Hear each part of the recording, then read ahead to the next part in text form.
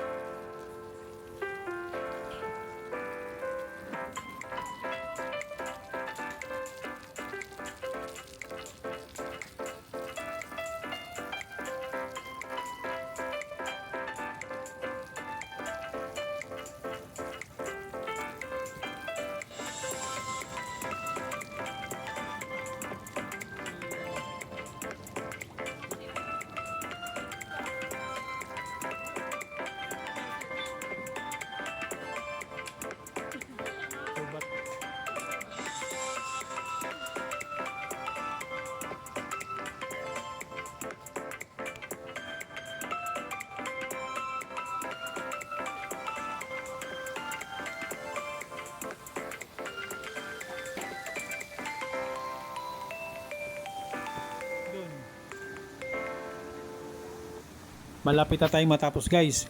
Kung mahilig ka sa shopping, chill walk, hindi crowded na lugar, perfect tong Bailian Outlet Plaza. So ayan guys, yan ang Bailian Outlet Plaza sa Shanghai. Kung nagustuhan nyo yung ganitong klaseng vlog, city walk lang, kwentuhan, walang arte, like, comment, subscribe. Maraming salamat sa panonood. Kita-kits ulit sa sunod na lakad. Bye!